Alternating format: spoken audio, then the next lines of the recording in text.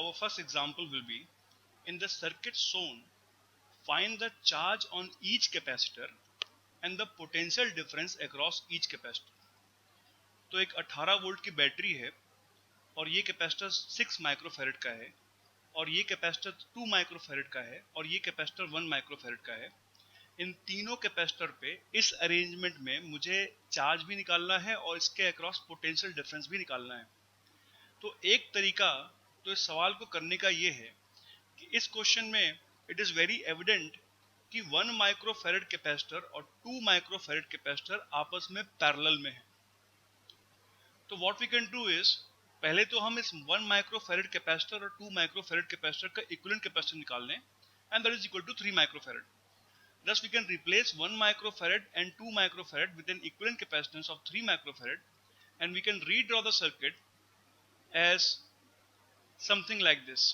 तो यहाँ पे 1 माइक्रोफैरड और 2 माइक्रोफैरड कैपेसिटर्स की जगह पे एक सिंगल कैपेसिटर बना दिया हमने 3 माइक्रोफैरड का।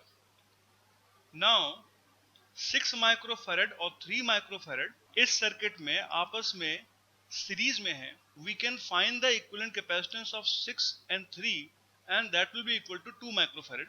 So what we do next is we replace the 6 microfarad and 3 microfarad capacitor with a single capacitor of 2 microfarad, and thus we can redraw the circuit as a single capacitor of 2 microfarad. So इस system की equivalent capacitance 2 microfarad है, and thus using the formula that the charge flowing from the battery will be equal to C equivalent into V battery. C equivalent 2 microfarad capacitor है, potential difference of battery is 18 volt and therefore the charge that flows from the battery is 36 microcoulomb. अब इस battery से जो charge flow करेगा वो 36 microcoulomb charge flow करेगा और ये बैटरी का पॉजिटिव टर्मिनल 6 माइक्रोफैरड कैपेसिटर के एक प्लेट से जुड़ा हुआ है। तो सारा का सारा चार्ज 36 माइक्रोकूलम इस प्लेट पे आ जाएगा एंड देयरफॉर इस प्लेट पे चार्ज 36 माइक्रोकूलम होगा। और क्योंकि बैटरी का ये पॉजिटिव टर्मिनल है तो इस प्लेट पे चार्ज 36 माइक्रोकूलम होगा और इस प्लेट पे चार्ज -36 माइक्रोकूलम इंड्यूस हो जाएगा। नाउ अगर इस प्लेट के ऊपर चार्ज -36 माइक्रोकूलम है तो अगर हम इन तीन प्लेट को देखें, फर्स्ट प्लेट, सेकेंड प्लेट और थर्ड प्लेट, ये तीन प्लेट इलेक्ट्रिकली आइसोलेटेड हैं। दस इन तीनों प्लेट पे आने वाला नेट चार्ज 0 होगा and therefore the charge coming on plate 2 and the charge coming on plate 3 ये भी 36 माइक्रोकूलम के बराबर होगा। और क्योंकि 2 माइक्रोफैरड और 1 माइक्रोफैरड आपस में एक दूसरे के पैरेलल हैं, we can use the formula that in parallel combination, charge coming on first capacitor of 1 microfarad will be equal to total charge into इसकी capacitance 1 upon C1 plus C2 1 plus 2 and this will be equal to 12 microcoulomb. Similarly, charge coming on 2 microfarad capacitor Q2 will be equal to total charge into इसकी capacitance upon C1 plus C2 and this will be equal to 24 microcoulomb. तो इस plate पे -36 microcoulomb है, इस plate पे charge +12 microcoulomb होगा और इस प्लेट पे चार्ज 24 माइक्रोकूलम के बराबर होगा एंड thus इन तीनों प्लेट पे टोटल चार्ज 0 के बराबर आ रहा है।